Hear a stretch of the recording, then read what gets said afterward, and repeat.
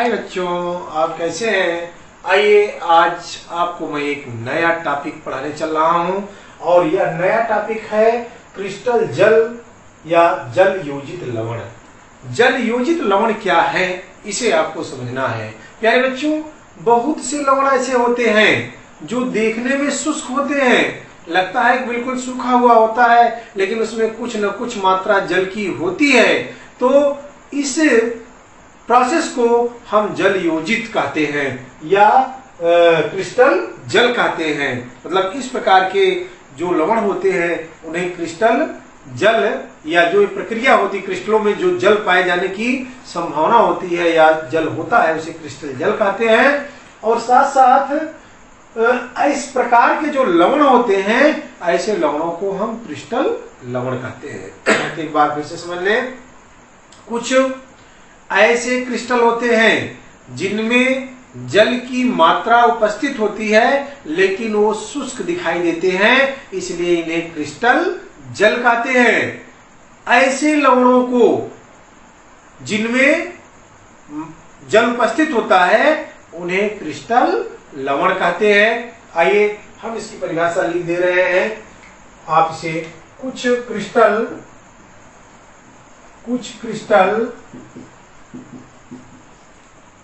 ऐसे होते हैं जो शुष्क दिखाई देते हैं, परंतु इनमें जल के अणु उपस्थित होते हैं, इसलिए इन्हें क्रिस्टल जल कहते हैं। तथा ऐसे लवण को जल योजित लवण कहते हैं। ऐसे लवण को जल योजित लवण कहते हैं। अब आइए हम आपको बताते हैं कि ऐसे कुछ क्रिस्टल हैं या ऐसे कुछ लवण हैं जिन्हें हम जल योजित लवण या क्रिस्टल जल कहते हैं। वो कौन कौन है, परीक्षाओं में पूछा जाता है। ऑब्जेक्टिव टाइप क्वेश्चन विभिन्न प्रकार के कंपटीशन में पूछे जाते हैं कि निम्न में से जल योजित लवण है। जैसे NaCl दे दिया, साथ साथ दे दिया हरा कशिश, नीला थोथा। तो आप देखेंगे, अभी मैं आपको बता रहा हूं कि बहुत से लवण ऐसे हैं, जैसे NaCl है, Al2SO4 है, Al2SO4 टेकेंथ्राइस है, ये सब जल योजित नहीं है। लेकिन और लवणों में जैसे देखें, जैसे जिप्सम ही है, प्लास्टर ऑफ पेरिस ही है, ये सब क्या है, जल योजित है। अभी आपने पढ़ा, अभी इसके पहले आपने धामन सोडा पढ़ा था, धामन सोडा भी जल योजित लवण है। तो आइए हम कुछ लवणों के नाम आपको और बता दें जो जल योजित हैं। अब यहाँ पर एक सारणी बना दे रहे हैं जिससे आपको पढ़ने में आसानी हो। यहाँ लवण और इसका साधारण नाम या रासायनिक सूत्र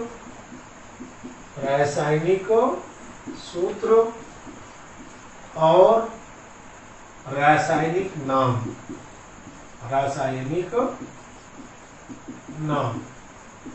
क्या है, इनको मैं आपको बताता हूं। सबसे पहले मैं आपको एक लवण बता रहा हूं जिसे हम कहते हैं हरा और नीला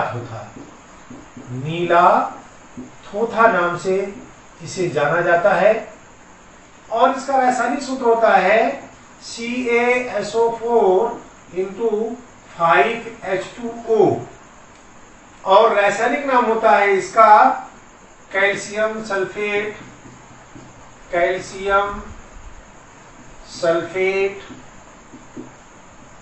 पेंटा पेंटाहाइड्रेट, पेंटाहाइड्रेट। अब इसके बाद दूसरा है हराकसीस, हराकसीस। हराकसीस सूत्र होता है FeSO4 × 7H2O और इसका नाम होता है रासायनिक फेरस सल्फेट हेप्टाहाइड्रेट। इसी तरह तीसरा आप पढ़े हैं धामन सोडा, धामन सोडा। धामन सोडा का जो सूत्र होता है Na2CO3 × 10H2O। रासायनिक नाम होगा sodium carbonate, sodium carbonate decahydrate. इसी तरह चौथा है plaster of Paris, plaster of Paris. Plaster of Paris का सूत्र है CaSO4 × 12H2O। रासायनिक नाम होगा कैल्शियम सल्फेट हेमीहाइड्रेट। ठीक इसी तरह अगला है नंबर 5वां जिप्सम, जिप्सम। और जिप्सम का सूत्र होता है CaSO4 × 2H2O और इसे कहेंगे कैल्शियम सल्फेट डाइहाइड्रेट। इसी तरह कुछ द्विक लवण होते हैं जैसे मोहर लवण, फिटकरी।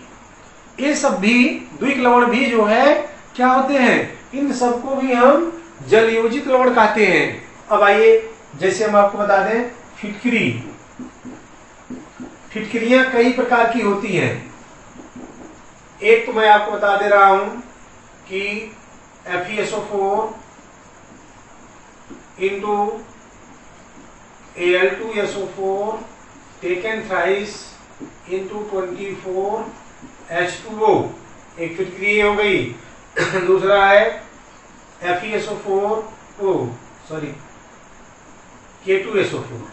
K2SO4, इसे हम पोटास एलम भी कहते हैं।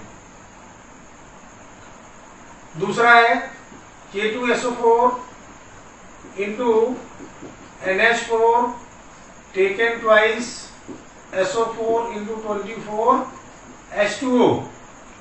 इनके नाम क्या होंगे, नाम भी आप सुनिए। Potassium sulphate, aluminium sulphate, tetracosahydrate. Tetra मतलब mono di tri tetra, tetracosahydrate. इसका potassium sulphate, ammonium sulphate, tetracosahydrate. इस प्रकार से प्यारे बच्चों ये सब जल योजित लवण या इन्हें हम क्रिस्टल जल कहते हैं। यदि आप इसे तैयार रखेंगे तो बोर्ड परीक्षाओं में तो प्रश्न हो सकता है आप इससे ना पाएं, लेकिन कॉम्पिटिशन्स में इससे बहुत ही अधिक प्रश्न पूछे जाते हैं। इस वीडियो में सिर्फ इतना ही। फिर मैं आप और आज ये चैप्टर आपका खत्म भी हो रहा है और अब मैं आप लोगों से ये निवेदन करूंगा कि इस चैप्टर के खत्म होने के बाद एनसीईआरटी के ग्रुप में जितने भी प्रश्न हैं, एनसीईआरटी के अभ्यास प्रश्न भी बीच बीच में कुछ प्रश्न दिए गए हैं, उन प्रश्नों का उत्तर पूरा इसको पढ़ने के बाद आप लिखिए। जहां आपके न समझ में आए आप मुझसे पूछिए। धन्यवाद।